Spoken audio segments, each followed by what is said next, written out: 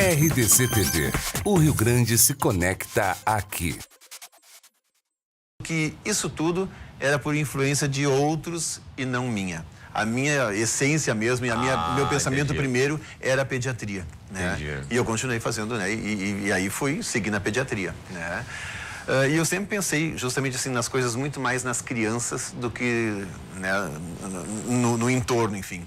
E o meu sonho primeiro lá na época de faculdade ainda era fazer um consultório assim, sei lá, um castelo, que a secretária estava vestida de algum personagem, enfim, era uma coisa desse gênero. Aí depois que eu me formei, já tinha um tempo de trabalho, eu pensei, vou fazer um consultório, né, novo para mim.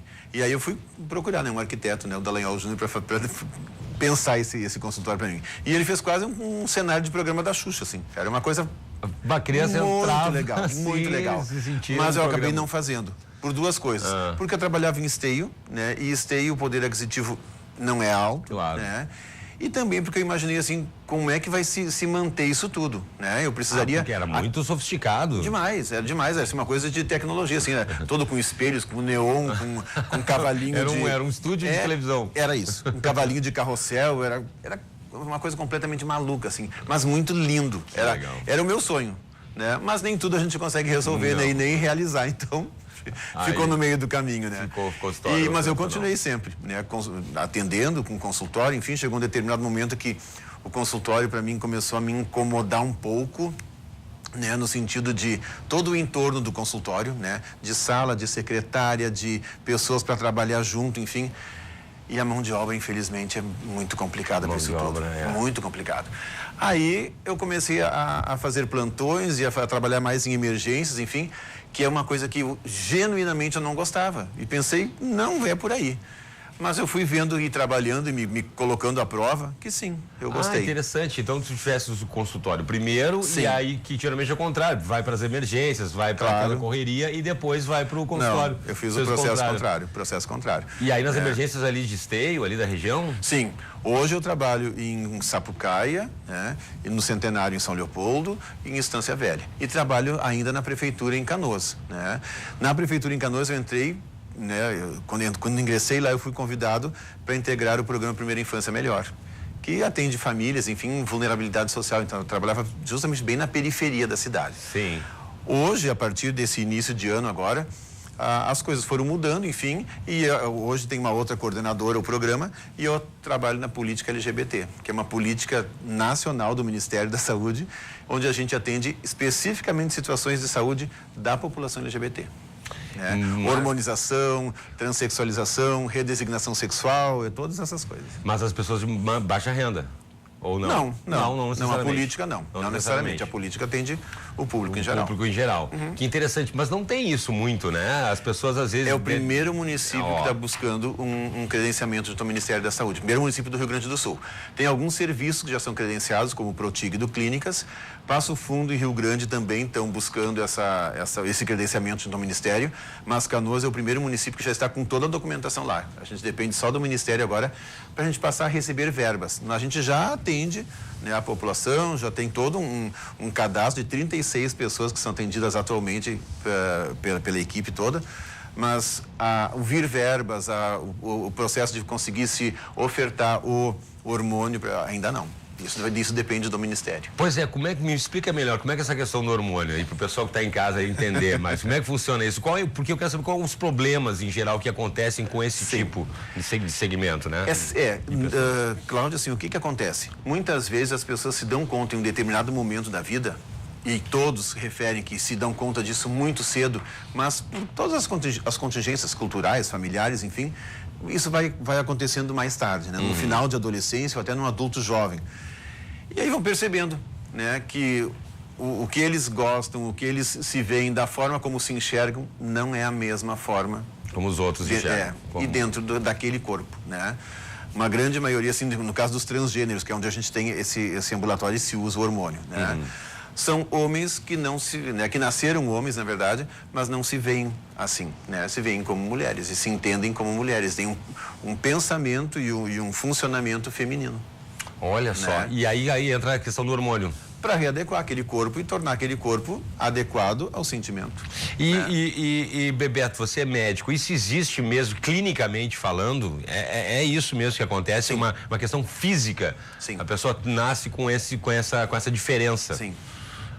E aí essa fica disparidade, né? Do que eu sou e do que eu tenho, né? Do corpo que eu tenho. Imagina o conflito.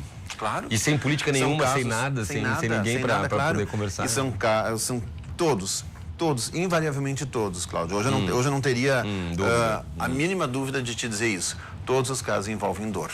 Um pouco de dor, muita dor ou muitíssima dor. Tu já imaginou pessoas que têm 35, 40 anos e que nas relações o companheiro ou a companheira não os conhece do peito para baixo? Nunca tocou? Viveram... claro, então Deus.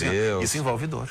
Né? Isso envolve dor. Né? Uma vida inteira vivendo num engano, numa mentira, né? Claro. Hoje eu ainda atendi, né, um trans homem com 52 anos. Meu Deus. Que foi perceber isso tudo e a possibilidade de uma mudança, de uma transformação, aqui, 2 anos, 3 anos atrás. Ou seja, quase 50 anos, uma vida inteira tendo que conviver com conflito, né? Claro. Com conflito. Se dando conta que, né, eu não sou esse, né? Eu não sou esse que eu vejo no espelho, né? Tem alguns pacientes que assim, o que acontece? Eu só me olho no espelho do banheiro. Sim. Por quê? Porque no banheiro eu só vejo meu rosto. Perfil, eu não vejo o resto. Não vejo o resto do corpo. Que coisa. Então isso, às vezes, Cláudio, muitas vezes as pessoas perguntam, mas então vocês vão dar hormônio para, né? Pensando assim, numa forma muito rasa, muito pequena, né? Que isso vai se fazer, olha, é para homem ter peito, para mulher tirar o peito, é para isso que vai ter cirurgia. Aquelas coisas assim, claro, né? Para as travestis, enfim. Mas é para esse público todo. Mas é para esse público todo que tem dor e que não convive bem com o seu corpo no dia a dia. Não fazendo aqui uma de advogado do diabo, muita gente fala que, por exemplo, mas tem outros problemas para se resolver, como o caso das crianças, vulnerabilidade. Tem também. Eu acho que tudo faz parte, né? Claro que sim. Tudo faz parte, todo mundo Eu sempre tem digo, que ser atendido. Cláudio, que ainda não se inventou, graças a Deus, um dorsômetro, né? Um aparelho que meça a dor. Né? As pessoas muitas vezes dizem, então vocês vão colocar silicone né, para esse público e vão deixar as mulheres que fizeram mastectomia por câncer sem... Não vamos deixar sem. Não é isso. São políticas diferentes, não é isso. Né? E a verba que tem para a política LGBT, ela é específica para isso, né? Uma verba que é para esse público e para essa situação. Então, nós não estamos tirando dinheiro de ninguém para colocar aqui. Esse dinheiro é específico para esse público. Algumas pessoas já perguntaram, mas então não seria melhor usar o dinheiro da cirurgia para fazer cirurgias bariátricas para os obesos, enfim? Claro que os obesos também precisam de cirurgia. Precisam também. Mas não é com essa verba é para esse público. Né? São verbas que são carimbadas, como a gente diz, né? Sim. Do serviço público. É para esse fim. Né? Então, essa verba nunca seria usada para outro fim que não para esse público. Então, a gente está só se qualificando, né, ou qualificando um serviço para receber uma verba que já existe do Ministério. Nós não estamos tirando verba de ninguém, essa verba é para isso. Para deixar bem claro. Para que as pessoas não se chateiem, né? Porque aí cada um pensa na sua prioridade. Eu sou obeso, eu quero resolver a minha obesidade. Né? Eu fiz mastectomia, quero resolver, né, a falta da minha mama. Mas esse público também tem a sua dor e a sua necessidade, né? E a gente precisa enxergá-los também. É um público muito invisibilizado. É verdade, né? Eles não podem falar. Procura no IBGE onde estão os gays, as lésbicas. Se tem dados, números. Não temos. Onde eles estão, quantos tem, por exemplo, em Canoas, especificamente nós trabalhamos em Canoas. Quantos tem? Não temos. Não tem nenhum dado. Não, nada. Não, e não tem em nenhum lugar, ninguém sabe. É um público invisibilizado, então a gente também fica procurando, buscando, um comunica para o outro, um avisa o outro, enfim. E é um público muito organizado. Né? Tem grupos de WhatsApp, eles sabem todas as coisas, eles sabem onde faz a melhor cirurgia, eles sabem quem usa a melhor técnica. Eles são organizados. Eu não sabia disso. Atendendo um paciente faz uns 2 meses, disse, olha, eu joguei no Google para ver. Médico que atende LGBT. Só apareceu o teu nome. Eu, será? Tem. Aí eu fui procurar. Coloquei no Google para ver. E é isso mesmo, só aparece eu. Nossa, que pouco, meu Deus. Claro que deve ter muitos outros. Claro, mas não, em função não do aparece. serviço público e da visibilidade que essa política toma, claro, que acaba surgindo, mas é claro que outros endocrinologistas e outros médicos todos também tratam, com certeza. Mas acaba sem para ver assim como esse público nem o acesso à informação adequada tem. Né? Doutor Bebeto Azevedo, a gente está batendo esse papo muito legal. Vamos a um intervalinho, aqui não acontece, mas a gente volta em 2 minutos. Não sai daí.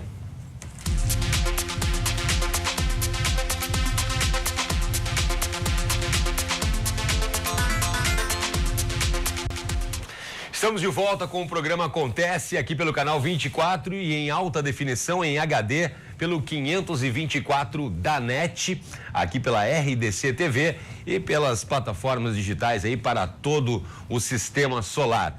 E você também aí de casa acompanhando com a gente hoje um papo com um médico e jornalista Bebeto Azevedo, que estava me falando no bloco anterior, para você que ligou a televisão agora, sobre esse trabalho bacana da prefeitura, um trabalho público, né, de uma política pública sobre essa questão dessa comunidade trans, principalmente, né? Sim. E aí a gente falava aqui com a nossa produtora, com a Letícia Marchetti, aqui no intervalo, sobre a questão, falou no homem trans e na mulher trans também. Tem a mulher trans, claro, sim, né? Claro. Como é que funciona daí, doutor?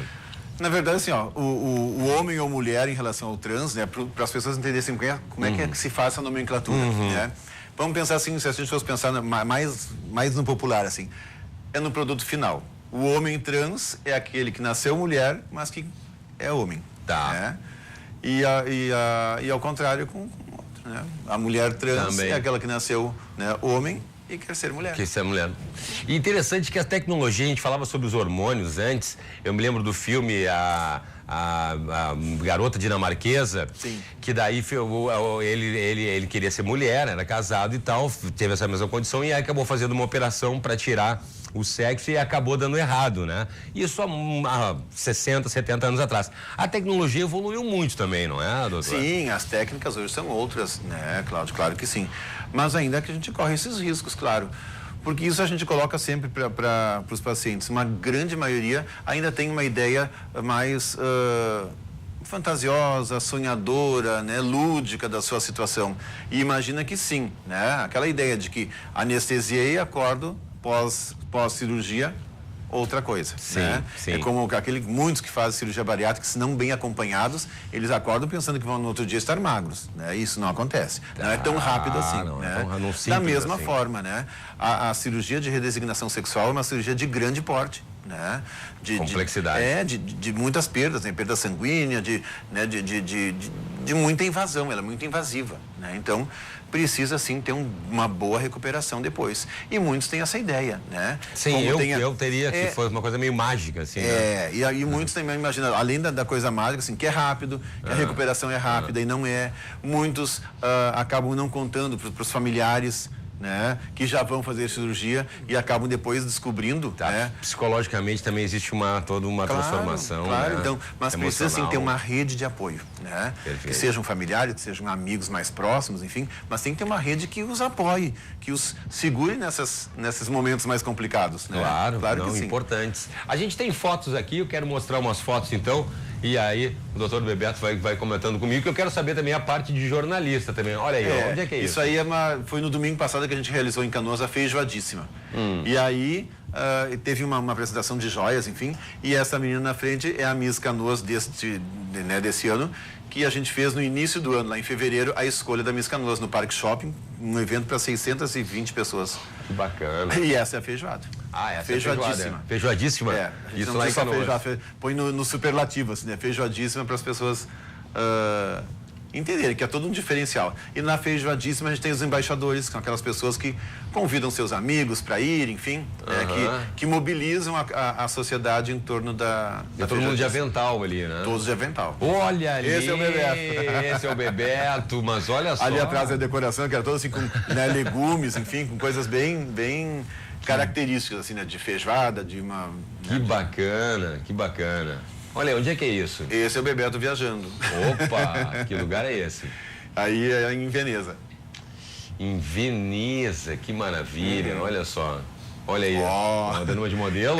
Essa é uma foto que o Sérgio Gonçalves, que é quem sempre faz as fotos de todos os eventos para mim, o Sérgio tem uma técnica que é isso, é light painting. Ele põe, é tudo escuro e ele ilumina com uma lanterna e deixa a câmera aberta. Né? Muito legal. Aí eu de novo voltando para a feijoada. Voltando para a feijoada. Muito bem. Muito bem mesmo. Olha ali, ó. Esse é com o pessoal que trabalha comigo na política LGBT. Na prefeitura de Canoas. Isso, a prefeitura de Canoas. Né? Que e aqui lá bacana. atrás está o arco-íris.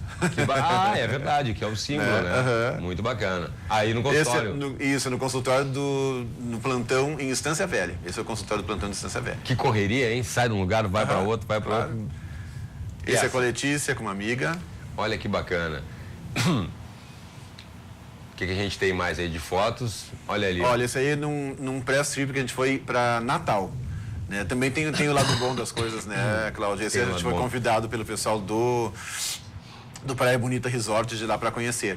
E aí é uma foto com a Aninha Monteiro. Ela é vice-presidente da Federação Brasileira dos Colunistas Sociais. Ela que convidou um grupo para ir até lá. Que bacana. Olha lá que bacana.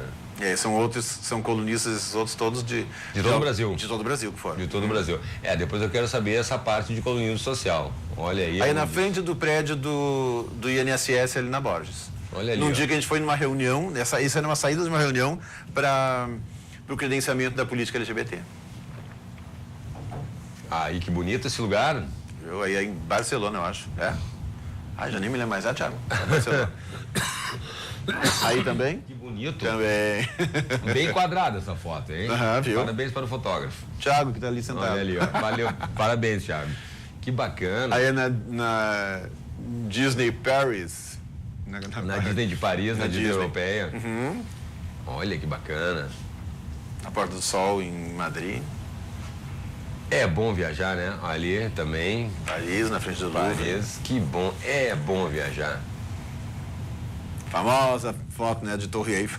E lá, famosa, não, se for pra lá e não tirar uma foto com a Torre Eiffel, não é. Aí é em cima, num dos andares lá da Torre Eiffel. Olha a altura.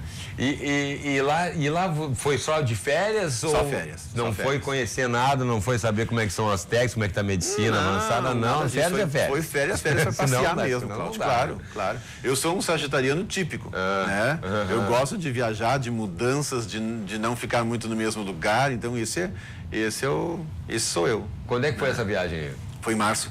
Foi em março agora? Uhum. Olha que bacana. Últimas férias. Olha que bacana mesmo. É bom. Lá tava frio ainda, né? Sim. Não, olha, não deu sorte da gente acabar numa audiência do Papa. Não acredito. Olha, pegar na mão do Papa, né, Cláudio? Olha, isso aí, né? Foi isso? Teve esse contato? Claro, foi assim, pra mim foi um momento assim mais legal da viagem, assim, que pelo menos emoção. um dos momentos mais legais, né? E a gente não tinha ideia nenhuma, porque quando a gente programou a viagem, pensamos, em ir para Roma justamente para ver o Papa. Mas aí tinha que fazer toda uma inscrição, né? E no site do Vaticano, a inscrição não se faz direto pelo site. Tu copia um link, formulário, e esse formulário tem que ser enviado por fax. Onde existe fax hoje? Pouquíssimos lugares, né? Aí eu consegui numa papelaria em Canoas que tinha um aparelho de fax, enfim, para passar. Depois de um dia, ela conseguiu passar o fax. Foi o fax do Vaticano. Só imagino. Mas a resposta não veio. Claro, porque como é que a gente vai saber? Imagina o fax do Vaticano tá lá e sai aquele papelzinho assim e cai o papel atrás da mesa. E imagina quantos milhares de pessoas não pediram a mesma coisa que eu, né? Que tá sempre trocando o rolo de papel do fax. Claro, imagina, o mundo todo queria estar onde eu estava, né? Mas que coisa. E aí, no dia, a gente foi mais cedo, sabia que não ia poder entrar. Fomos mais cedo para tentar entrar. Chegamos lá, assim, um catatal de gente, assim, é muita gente. Bom, a gente desistiu. Então, vamos entrar, né, na Basílica de São Pedro. Entramos na Basílica.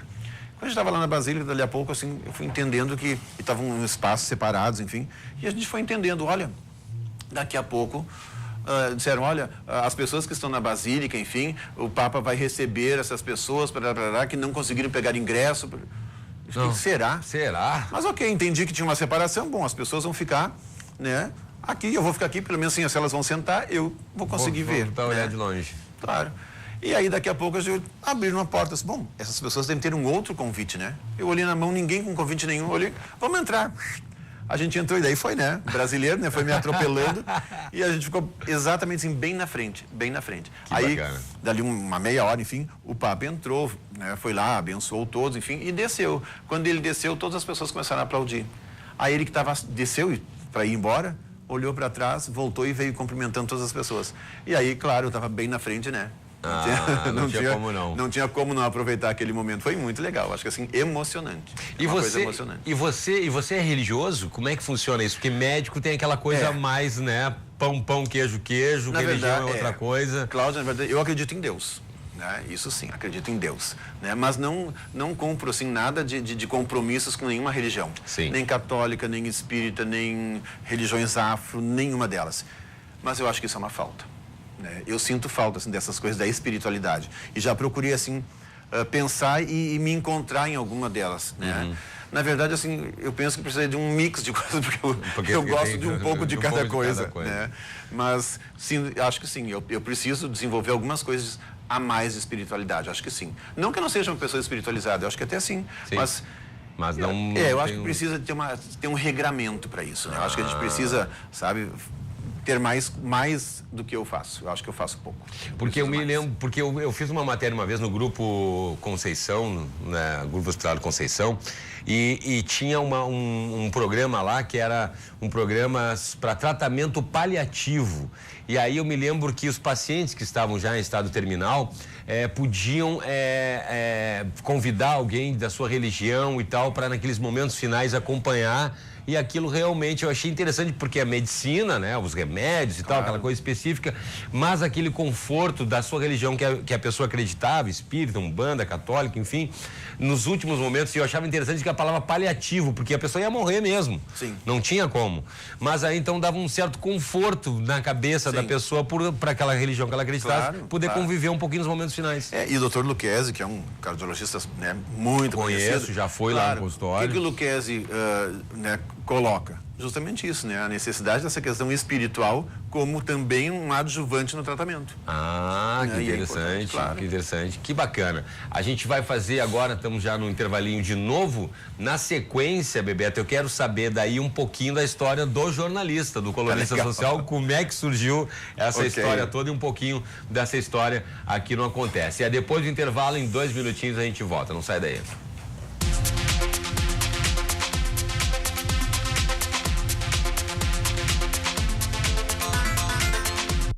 Estamos de volta então com o programa Acontece. Para você que ligou a televisão agora, hoje eu converso com o jornalista e médico Bebeto Azevedo, aqui pelo canal 24 e 524 da NET, na nossa RDC TV. Bebeto, falamos bastante sobre o Bebeto médico e agora eu quero saber um pouquinho sobre o Bebeto jornalista, colunista social do Diário de Canoas, e está substituindo o Laney Langaro. Como é que foi isso? Faz 2 anos e meio que ele faleceu? Isso. Que missão, hein? Que missão. Pois é, me conta isso. Cláudio, que coisa complicada, né? Primeiro, esse momento, assim, né, lá de perda do Laney foi muito difícil. E aí, num determinado momento, assim, acho que foi que nem 7 dias depois, enfim, o pessoal do Diário de Canoas me chamou, né? Um dia assim, Bebeto, a gente queria conversar contigo. E eu entendi, claro, né? Como o Laney, assim, ele foi hospitalizado no dia 14 de outubro e faleceu no dia 25, né? Nossa. Aí eu disse, bom, e nesse período, o Laney, assim, ficou um dia na emergência e os outros dias todos na UTI, né? E na UTI ninguém entrou, a não ser eu. Então, assim, a pessoa que conversou e que falou com o Laney, né, nos últimos dias dele lá de vida, fui eu. Então, claro que o jornal não tinha nem como e nem faria naquele momento, né, nada de desligamento, de nada do Laney, enfim. E aí eu entendi, bom, claro, eles estão me chamando para a gente fazer um fechamento de um ciclo de Laney, claro. E eu falei, claro que sim, o Luciano era o gerente do jornal na época. E eu falei, Luciano, claro, Luciano, vamos conversar, enfim. Aí eu fui conversar e eu imaginei, eles vão lá para me dizer, né, olha, né, infelizmente, agora a gente vai ter que ter um substituto para o Laney, enfim, né. Sim, aquele ritual todo. Aquele ritual todo, e eu fui preparado para isso. E foi isso que a conversa começou, né. A gente, né, pedindo desculpas por tão precocemente estar falando, enfim, e colocaram essa situação. E aí eu fui entendendo, eles, a gente precisa mesmo colocar alguém, e aí, né, eles, no dia lá, foi num domingo, no dia do falecimento do Laney, as pessoas me disseram que quem tinha a melhor solução para aquele problemão todo era eu. Eu fiquei escutando, assim, né, não entendendo, não escutando. Como assim? Porque as pessoas já me disseram que eu já tinha, eu tinha o problema, mas eu tinha a solução na mão. As pessoas disseram que, né, todos, invariavelmente, o pessoal da redação, a direção do Grupo Sinos, enfim, as pessoas todas que a gente conversou, todas, Bebeto, indicaram o teu nome. Bom, eu Mas caí já pra tinha trás, feito né, alguma claro. coisa disso daí? Ou como Eu você ajudava, acompanhava, né? Como companheiro eu ajudava o Laney Sim. em algumas situações de fotografias e naqueles períodos onde o Laney, o Laney foi um cardiopata severo. Eu ia te perguntar pro pessoal entender. Ele faleceu de problemas cardíacos. Cardíacos, né? Ele era um cardiopata severo. Aí, assim, ele teve uma época que ele colocou, né, uma válvula mitral metálica, né, uma prótese, e aí naquele período que ele foi colocar a válvula, quem ficou fazendo o jornal era eu, né? Depois disso, aí tem várias intercorrências, assim, no meio disso tudo, e cada vez que o Laney precisava dar uma parada, eu fazia, mas ficava como Laney, quer dizer, né? Eu não fazia interino nem assinado nada. lá como Laney, não saía interino. Ok. E aí, ali, né, naqueles dias lá finais, enfim, eu fui entendendo que eu tinha que fazer tudo isso, né? Então eu fiquei fazendo as minhas coisas de médico, eu fiquei acompanhando o Laney na UTI e ainda precisava fazer as coisas do jornal. Então, eu, na verdade, assim, ia dormir em torno de 3 da manhã e acordava às 6. Meu Deus do céu. Nesses dias todos. Então, foi complicado, assim, mas eu acho que é isso, né? Eu acho que a vida nos impõe algumas coisas às vezes, né? E é necessário que se faça o que a vida tá pedindo, tá nos jogando no colo. Não, e a dor também da perda também, né? Claro, a situação, foi muito complicado. Né? Complicado. E aí, naquele dia que ele me fala isso, eu disse, não, né? Acho que não, não, mas eu disse, não, bom, então vou pensar. E aí eu tenho uma coisa comigo, assim, quando tem algum problema, alguma coisa a resolver, eu prefiro caminhar. Para pensar caminhando. Mas, olha, fica a dica aí. Claro, ó. não, quando o Laney estava na UTI, Cláudio, todos os dias depois que saía da UTI, que terminava a visita, enfim, eu saía a caminhar. Não me pergunta para onde, nem qual era o rumo. Caminhar. Eu caminhava. Eu ia lá para a Praça 15, eu ia lá para Marinha, eu ia caminhar. Caminhando. E pensar e caminhar. Num determinado momento, acho que eu cansava, daí voltava para casa. Mas não sabia quanto tempo ficava caminhando e qual era o destino, qual era o rumo. Era uma coisa sem rumo, uma coisa meio perdida mesmo. E eu acho que era esse um momento meu. E aí, naquele dia, assim, bom, eu saí do jornal e fui caminhando para casa, para pensar. E aí liguei para uma amiga minha, para Maninha, que é irmã da Marione, que foi quem levou o Laney para Canoas e invariavelmente eu junto. E a Maninha, assim, ficou muito ocupando esse espaço, esse lugar da Marione na vida da gente. E eu liguei para a Maninha e perguntei, Maninha, aconteceu isso, isso, isso. E ela me disse, Beto, tu tá me perguntando isso, querendo uma resposta do que dizer para ele? Claro que não, claro que a resposta não é minha, a resposta é tua. Eu só vou te dizer uma coisa, a pergunta que tu tem que fazer para ti é essa, isso vai me fazer feliz? A resposta é sim. Isso não vai te fazer feliz? A resposta é não. Obrigado, né? Ajudou um monte, assim, ó. Me deu a melhor dica do mundo. Tá bom. E eu fiquei pensando, sim ou não, sim ou não, sim ou não. Hoje, Cláudio, se tu me perguntar se eu tomaria a mesma decisão, não sei. Talvez não. Talvez não. Eu acho que naquele momento, e aí depois eu fui fazer terapia e me entender também nesse processo todo, né? Eu não sei se eu aceitaria hoje, né? Porque eu vejo que talvez naquele momento fosse a única coisa que eu ainda imagino que fosse uma ligação minha ao Laney. Né? Ficar fazendo as coisas do Laney e até tomar conta das coisas do Laney, e, enfim, né?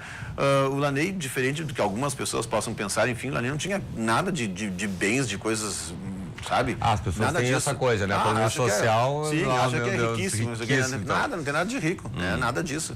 Muito pelo contrário. Muito trabalho, é muito trabalho e para manter as coisas todas. E aí, né, nisso eu fiquei, o que eu vou fazer? O bem do Laney é o nome do Laney e a história do Laney.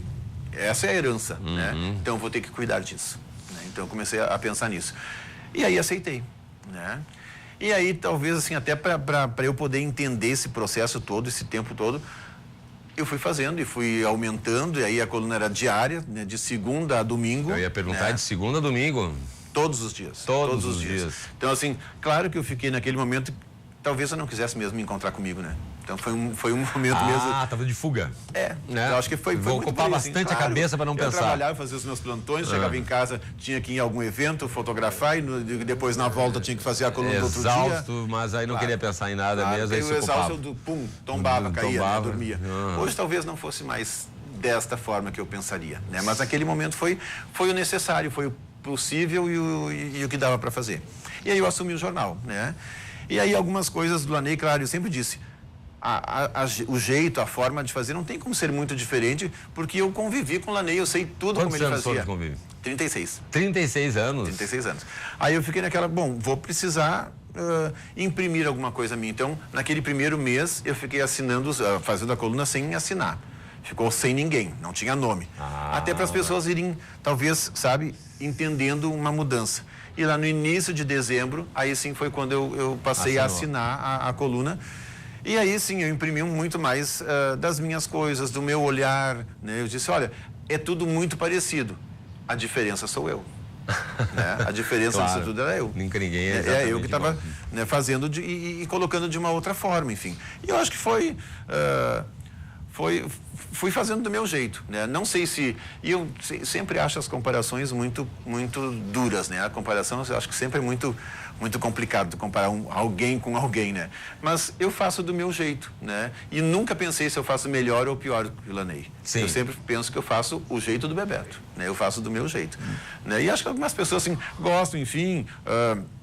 Claro que deve ter nesse meio todo algumas pessoas que preferiam o formato do Ilaney. Mas é que não claro tem que, mais assim, ele. Não tem, então assim, mas são coisas ter. diferentes. Mas como naquele primeiro momento, Cláudio, eu senti que sim, que as pessoas, né, de alguma forma... Mas assim, a comparação é inevitável. Claro, e até hoje, algumas pessoas ainda me chamam de Ilaney.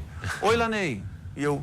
Mas nossa. No primeiro, e algumas pessoas ainda aí se tocam assim, se chateiam com isso. Eu disse, não te chateia. Se tu me confundir com o Ilaney ou até me comparar ao Ilaney, eu fico muito contente, porque muito tu tá me confundindo com uma pessoa muito legal, ético, que fez um trabalho com qualidade, então não tem problema nenhum isso. Pior é se tu me confundisse com uma pessoa que não tem nada a ver, que fosse, né, alguém que fizesse um trabalho muito ruim, enfim. Não, vocês estão me confundindo com o Ilaney, que com certeza é um dos melhores, né? Então, olha, eu fico super contente, não tem problema nenhum. Então vai continuar, então não tem dúvida nenhuma que vai continuar com esse trabalho, então? Não sei. Não sei. Esses dias... Não, até porque assim, ó, faz agora um mês mais ou menos, né? Eu continuei fazendo todos os dias. E aí, Cláudio, nisso, eu fui me dando conta que eu precisava de mais tempo para mim e para as minhas coisas. Pois eu acredito, eu ia te perguntar, tem uma rotina, uma coluna social, envolve noite, saídas, eventos e tal, né? Claro. Tem tempo. E eu, nesse tempo todo, fui entendendo que eu não sou uma pessoa para viver sozinho. Né? Isso eu fiz terapia até para eu me colocar nesse lugar. Eu não vou viver sozinho o resto da minha vida, de jeito nenhum, né? E não entendo isso como respeito, como nada assim. Eu respeito as minhas coisas. Eu não sou uma pessoa para ficar sozinha. Tem gente que às vezes fica decepcionado e diz assim, agora não quero mais saber de ninguém. Não. Mas não, tem que ver se não é por aquela decepção naquele momento. No primeiro momento a gente fica muito complicado. A perda é muito complicado. A perda é muito difícil. A perda é difícil de resolver. Mas depois eu fui entendendo, não, eu quero ter alguém, né?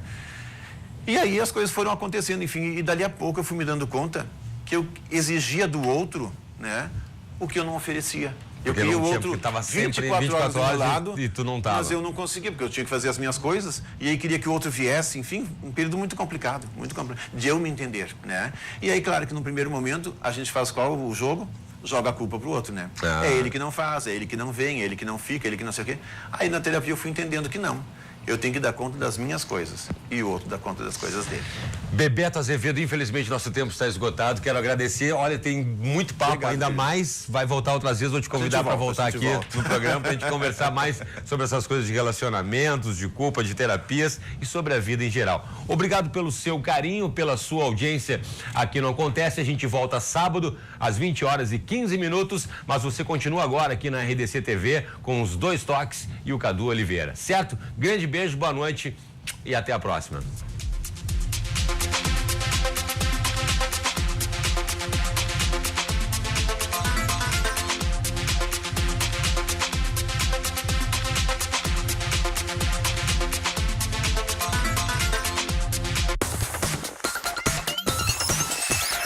RDC TV. O Rio Grande se conecta aqui.